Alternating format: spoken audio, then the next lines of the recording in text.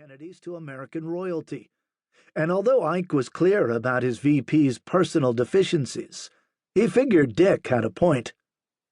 Ike had been depressed by Nixon's loss, considering it the biggest defeat of his life.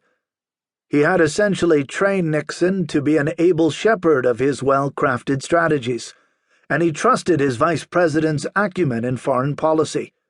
He felt guilty that he had not campaigned harder for Nixon, and the press had picked up that theme, making it appear that Ike was less than enthusiastic about Nixon's candidacy. What no one fully appreciated was that it had been Nixon's choice to keep Ike out of it, preferring to run as his own man. He didn't want to be seen as Ike's boy.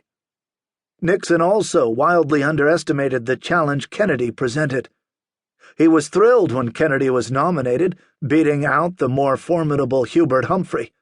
Nixon was confident that he could whip this Senate lightweight. He even believed, or was deluded, that his running mate, Henry Cabot Lodge, Jr., whom Kennedy had defeated to win his Massachusetts U.S. Senate seat in 1952, might help Nixon take his opponent's home state. While overconfidence surely played a role in Nixon's decision to sideline the president, Ike also had a nagging feeling that Nixon didn't fully trust him to be on his side, owing to an incident that occurred at the end of his first term. As Ike was planning his campaign for re-election, he'd called Nixon into the Oval Office.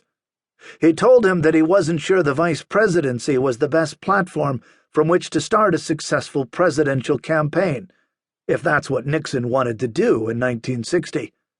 He suggested an alternative, a cabinet post that might be a better launch pad. Nixon was shocked and suspicious. Was Ike trying to dump him from the ticket? The president was adamant that this was not his wish. He was merely offering Nixon a choice in plotting his future. It was entirely up to him. Nixon quickly decided to stick with the vice presidency, but Ike felt he never quite got over his suspicions. So when 1960 rolled around, Nixon kept Eisenhower on the sidelines, even though the president's popularity was quite high. He didn't bring him into the campaign, and when Ike tried to advise him not to do a televised debate with Kennedy, he didn't listen, to his peril. Ike was traveling and didn't see or hear the debate until later. Then he was disheartened by what he saw. The debate was so devastating for Nixon that JFK's mother, Rose Kennedy, said she felt sorry for Nixon's mother and briefly wondered if she should call her to offer condolences. When Eisenhower finally took to the trail in the desperate last week of the campaign, as the polls showed the candidates running neck and neck, he was disheartened to see signs at his rallies, "We like Ike, but we back Jack." At large rallies, Ike attacked the Kennedy clique of young, so-called brilliant men, and said he was terribly tired of hearing America run down by them, of hearing their brassy and boastful words, and watching their bumbling actions. Ike was so effective on the stump that Kennedy grew worried.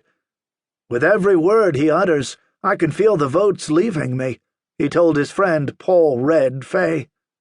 "It's like standing on a mound of sand with the tide running out. If the election were held tomorrow, I'd win easily, but 6 days from now, it's up for grabs." Now, with the election over, Ike was left to ponder the impact of the loss, and he was a bit annoyed at his vice president, who took a little too long, he thought, to concede. Upon Kennedy's victory, Ike had immediately sent a congratulatory telegram, and then had been forced to have his press secretary, Jim Haggerty, call the Kennedy people and ask them to withdraw it and not say anything about it, because Nixon hadn't yet conceded. A replacement telegram was sent the following day.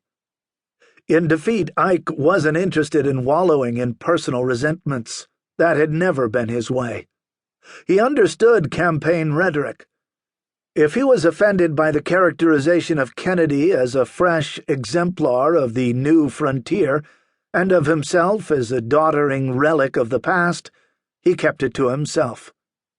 The question was, how much of Kennedy's campaign talk represented his true sentiments? Did he really believe that the United States was experiencing